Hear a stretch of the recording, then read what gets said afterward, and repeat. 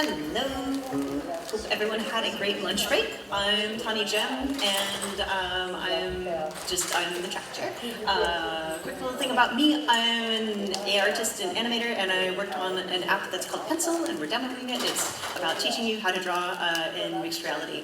Today, we have using AI image generation in production pipelines, and we've got Lauren Morrison, who has a background in filmmaking and has credits working on Anomalisa and Marcel the Shell with Shoes On, which are two Academy nominated films. And she's currently an art director at Google, and so she's going to talk to you today about using generated AI to make things better, faster, and some of the pitfalls too. So please welcome up Lauren Morrison.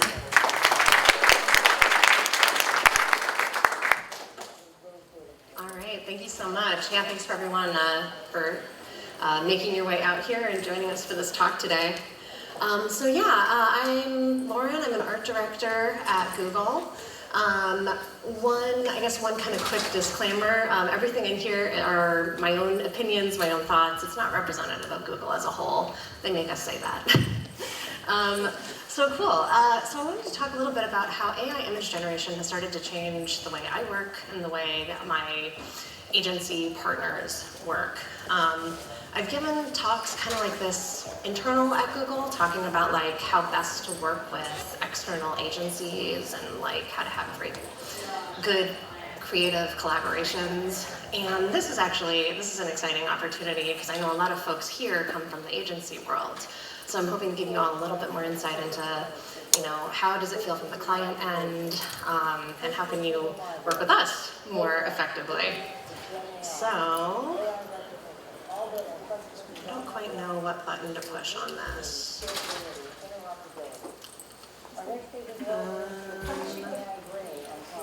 Do you guys know? Okay. All right. So this was kind of a log line for this talk. AI image generation is a disruptive technology. It's changing the way we create content. And critically, VFX houses and agencies are some of the earliest adopters. So, back in 2022, I started seeing some really, really strange things starting to appear from our agency artists. And it was just kind of shocking to me. A lot of the same people that I think had the most existential concerns about this technology were also the same people who were using it first, which is kind of fascinating. But anyway, so what does this mean for artists, for clients, and for the cost and quality of the work that we're receiving? All right. So this is split into 4 parts. I'm going to talk a little bit about what we're seeing externally in the news, talk about what I am seeing in practice, and how this is working in animation production today, and then what's next, or at least what do I think is next. So, in the news, I think we're seeing a lot of hand-wringing, a lot of anxiety, a lot of concern, a lot of it very valid. So, but critically, this is a meme that I think we all saw recently. I want AI to do my laundry and dishes so that I can do art and writing, not for AI to do my art and writing so I can do laundry and dishes. And I think that's something that resonates with a lot of us. So what does that mean for art making, right? Is there a way that AI can do our art making, but make it easier, take away the drudgery of it so we can still focus on the creative sides? And I also want to talk a little bit about this project, because this is something that was in the news a lot recently. So this was this opening credit scene to this Marvel series, Secret Invasion. And they took a lot of criticism in the news from people being really concerned about, did this studio, has it already replaced all of its artists with robots? Is that something we need to be worried about moving forward? Does it look good? So I'm going to talk a little bit more about my thoughts on this later on too. So in practice, so again, in 2022, way back in the dark ages, 18 months ago, I started seeing some really, really strange things from our partners. And let me give a little bit more introduction about the kind of work that I do at Google. So I'm an art director on the Google Meet video calling team. So specifically, I work on all of the virtual backgrounds that you all may be familiar with. I also work on all of the AR filters that we have. So specifically, most of these examples pertain to virtual backgrounds. that some of our partners were pitching. So what I typically see in early production is stuff like this, like traditional mood boards, references, something like what you might see on Pinterest. And what's nice is in a layout like this, you kind of get a good sense of like the mood, the vibe, what specifically is the creative director from the agency pulling out of these images that they like, you know? So like the paintings, the textures, the lighting, the general vibe. And then you can see down there in the corner, that was the final result. This was a background that we did for Black History Month this year. Now in 2022, I started seeing some of these things instead. So strange images that look like mostly done, but also bad. And the problem with this is like, I wasn't giving context. So like in the last image that we saw, can I go back? Yeah, I can go back. So the last image I saw, I got like tons of context where it's like, in this image, I like the black statues. In this image, I like the Art Deco pillows. But then here it's like, okay, so we have this like kind of palazzo, but it's got like a weird kind of metal railing and it's all kind of like a weird corridor and it's kind of ugly. Then it's like, okay, so do you like the metal railing? Am I going to get a metal railing? Because I don't think I want a metal railing. I don't think anyone wants a metal railing. So it was a very confusing time. And now suddenly this becomes my job, you know? So it's like this like highlights for kids. What's wrong with this picture? Yeah. So let's take a look at this next image. So this is an image that one of our agencies actually sent me. So let's do a little interaction here. What's wrong with this picture, everybody? Everything. Yeah, what else? Yup, lamp, lighting, composition. Yeah, like what is up with that sunbeam? Why is it going to the side when the other lighting is going everywhere else? Yeah, anything else? What is it? Incomplete, yes, insanity shares. There's insanity shares everywhere. It's just descending into chaos. Yeah, and like, let's not even talk about that art on the wall because that is like a horror show. All right, so this is what I'm starting to get, and I'm a little confused, a little scared. So it only takes like these agency creative directors a few seconds to generate something like this. But then their real work starts to begin when we're trying to figure out like what is this actually saying? So is this like a Mexican-inspired entryway living room? And then my next question is, do people have rooms like this in Mexico? Because for this specifically, we were trying to target Mexican users because we try to be like really like global and multinational with the kinds of imagery that we use. And we knew that like kind of Latin American themed backgrounds is something we were missing at the time. But then it's just, there's all these strange choices that are being made, and why? What do we actually want to say? So it's putting a lot of work on me suddenly as a client. And like, I don't want to do extra work. So like, what I really need is for them to just tell me like, we're doing a living room, it's an entryway corridor, we've done the research, this is what we want to say. All right, and then, just descends into chaos. So I wanted to do a little close-up of that like insane painting, which I actually kind of like, but I don't want to put it out into the world. Okay, so image generation and production pipelines today, all right? So I'm going to talk about like kind of the 3-4 ways. All right, so this slide deck, I originally made it in Google Slides because remember I'm a Google artist, and I exported it as a PowerPoint, and apparently like the numbering system broke. But just imagine that says 1, 2, 3, 4. All right, so mood boards and concept visualization. So this is one place where our early adopters, our early agencies really started using this technology 18 months ago. So here's another look at that spread of the kind of like Mexican, Latin American inspired space. And this actually, I think, is an example of a place where it succeeded. So here, we had a lot of stakeholders that we were dealing with, like, folks from across Google with Mexican backgrounds who were helping us art direct this and make sure it was truly authentic. And by being able to show them a spread of like, 10, a dozen different options, it kind of helps them hone in on like what they wanted to say very quickly. So that I think actually is quite useful, even though it is still more helpful if we get more information about each individual image on like why we like this, what we're actually gonna like move forward into production with. But critically, all right, so this is the final image that we ended up using, and it wasn't until after we'd launched that I noticed this weird little like cat door above the stove. So that's real. You can go use that in Google Meet right now. There's a cat blowing on the stove. I don't know why it's there. So Midjourney or whatever, I don't know what image generator they used. Whatever image generator they used added this bizarre thing, and then it just got pushed further and further and further into production, and finally it launched, and we just didn't catch it in time. This was fully remodeled, like a team of artists like remade this, but they were working from an original image that had been created by, a non-human entity. And it didn't know that cat doors do not go above stoves. I should have known that, but we missed it. So it's just something to be really, really careful of when you're using this for your reference. And, all right, so here's another image that I got from an agency around that same period.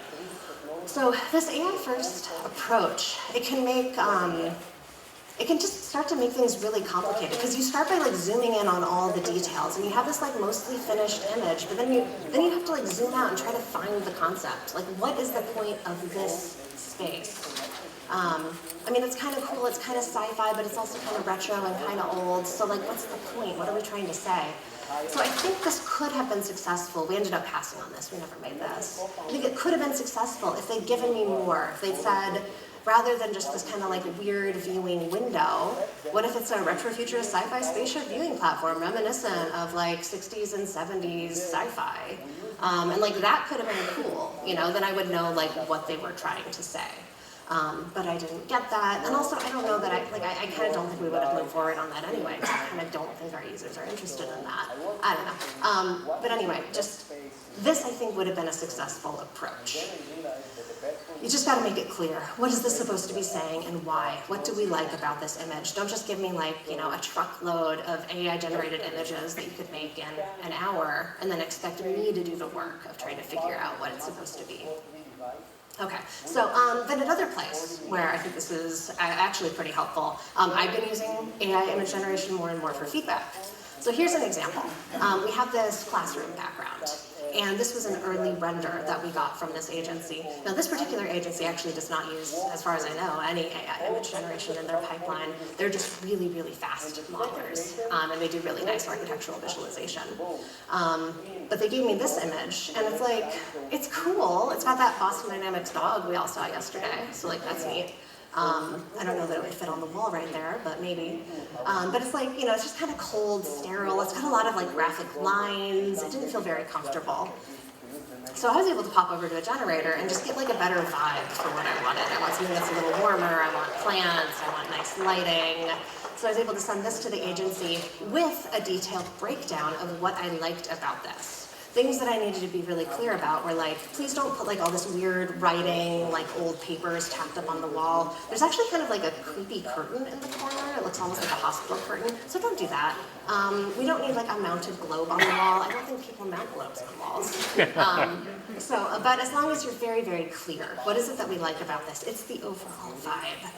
And this is what we ended up with. So it still feels like the same original space, but just a lot warmer. A lot more comfortable, more inviting. And this is also live in Meet right now. You can use it. And it actually does pretty well. We have a lot of education users.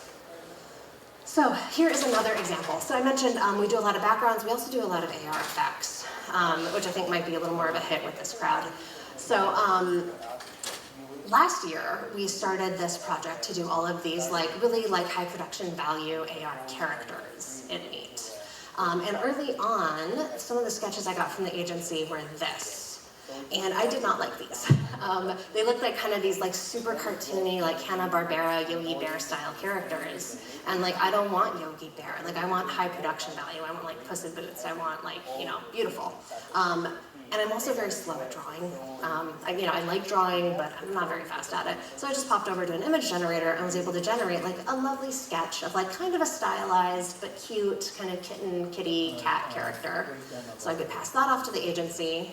And this is what we ultimately ended up with. So that sketch was enough for them to get the vibe, to figure out what we actually wanted to say and what this actually needed to look like. And it got us there in a fraction of the time.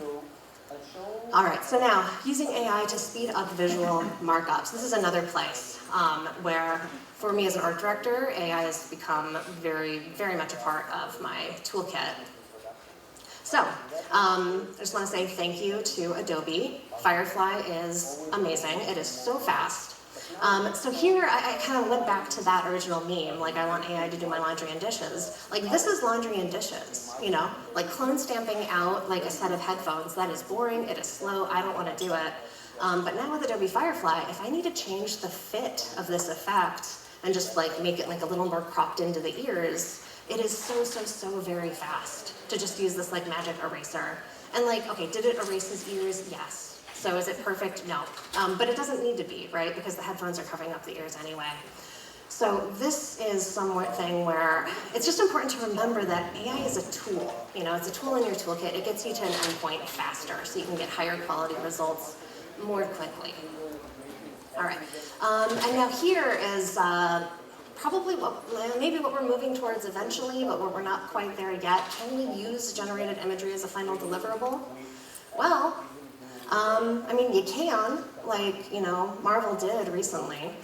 I think the problem is right now, a lot of it looks the same, and it's getting easier and easier and easier to spot, so it looks like a shortcut. So, like, this is this intro again to that, like, Secret Invasion Marvel miniseries.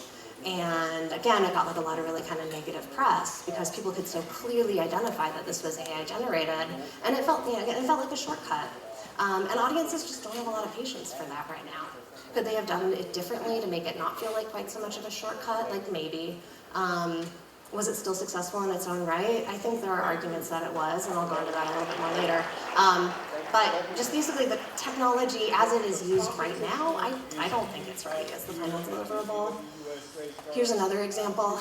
So something that I have seen from the Google side is agencies bidding on projects that they don't actually have a pipeline to fully deliver because they expect AI to do a lot of the work. So it's just like a big red flag, you know, be very, you know, proceed with a lot of caution if you expect AI to take over a lot of your pipeline and do a lot of the work for you.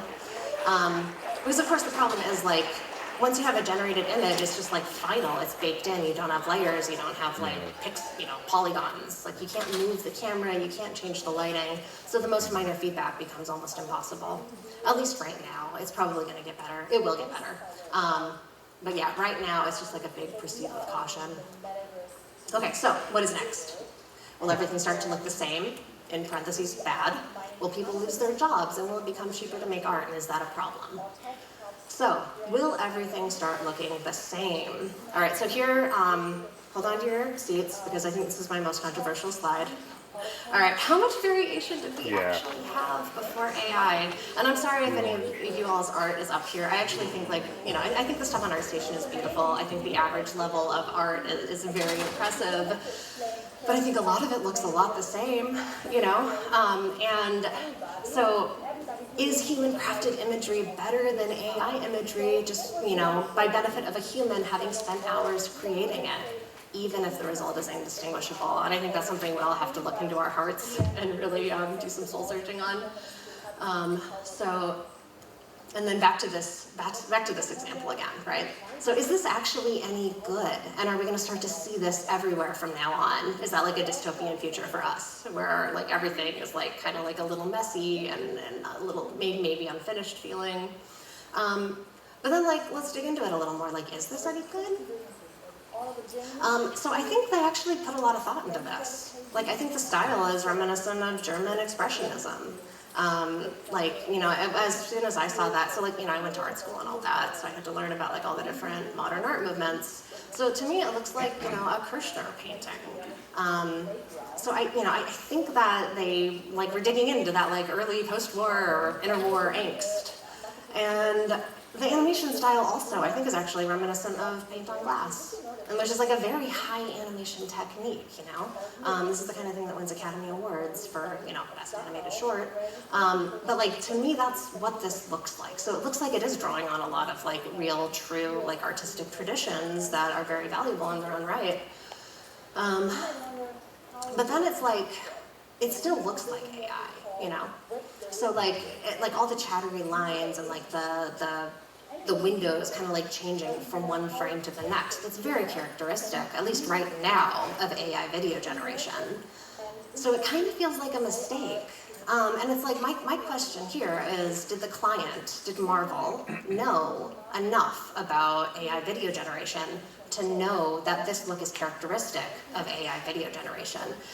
I would guess not, just by having read the articles where the director says, like, oh, I don't know how they made it. Like that, my guess is they didn't know what they were getting. So they probably didn't know that they were like, you know, wading into a pretty big, I don't know, a pretty big controversial topic. All right, so will people lose their jobs because of this? You know, so I very much am in like the entertainment world, so I see a lot of this open to work in LinkedIn. Things are kind of dark right now in the world of animation. Is that because of AI? Like, I don't think that's at all because of AI right now, but I think AI is very much a scapegoat.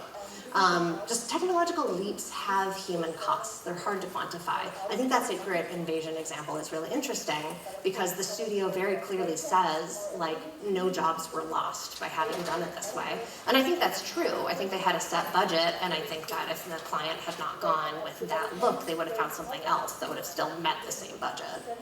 But yeah, there's a lot of angst around this. And also, it's like these kinds of things, this industry goes in cycles, right? So like we've always kind of had mass layoffs in animation. I think a really good analog is the digital revolution of the 2000s, where there was suddenly this huge leap forward in technology. And the people who really suffered were the highly specialized, like the mid and late career workers who didn't really have the flexibility to pivot. I think we're going to see that here too. Will it become cheaper to make art? Now this part actually is, I think, the part that's really exciting. So cheap work has always existed, but now I think cheap work made with the help of AI, especially in that kind of like early production and like the mood boards and you know, character design, I think has the potential to make cheap work look a whole lot better. And I think this is really exciting for creators who have low or no budget. I think we're at a stage here where maybe for the first time we're going to start to level the playing fields between huge studios and you know, low budget creators. So I think the question of will work become cheaper, I think at the studio level it's always going to be expensive because I think if you have a specific look and you have a huge team, it's always going to be hard. But I think that there's just a lot of opportunities. Okay, so thank you. That is my whole talk.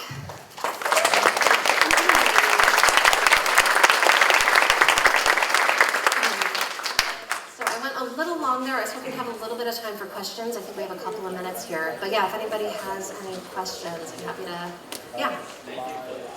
I'm curious about your take on the topics involving the skills if you were designing a curriculum for an art director, starting from now, what would you prioritize or deprioritize in that? Oh, wow. Yeah, that's a good question. Yeah, I would definitely ask people to spend time using Adobe Firefly, using all the markup tools. Like I've started using that like every day now. And yeah, I think just getting really good at like writing your prompts and being very specific about like the image you have in your mind. And actually, also, if you think back to that slide with the spaceship, just being very specific. If you have a generated image and it's cool, you need to be able to articulate why it's cool and what about it is working.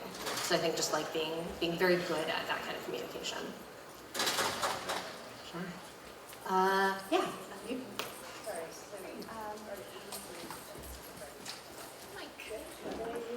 Hi, this talk has been very enlightening. I'm excited. I would love to talk with you a little bit more later. But as an art director and you know, working for an agency, I know you're working for Google now. Do you have any insights on the new hiring processes? Say, you know, what you were hiring for 5 years ago. Are you now looking for individuals that are prompt crafters, or that maybe have a little bit more of the AI expertise? Is that coming up on your radar as being more important than previous skills? Gosh. So I'm not. I mean, things are tough right now with hiring. I'm not doing a lot of hiring right now. We actually, back in the period where we were getting a lot of this AI image generation, we were like staffing up and like working with a lot of different agencies. And since then, we've actually constricted back down, and we only have kind of 2 main agencies we work with. The main thing is I would just want to see that people aren't using it as a shortcut. Like I would want to just make sure that people are very cognizant of the concept that they're trying to convey. So yeah, yeah. I don't want people to be afraid of using image generation if it speeds things up. So it would be a little bit of a red flag if people are like purists and they're like afraid to use the technology. So I definitely wouldn't be afraid of it, but also just don't be too reliant on it. I don't know if that answers the question super well, but hopefully. Do we have time for one more, or are we good, do you think? We're good. Okay, cool. Yeah, feel free to come up to me afterwards and we can continue the conversation. Thanks, everybody.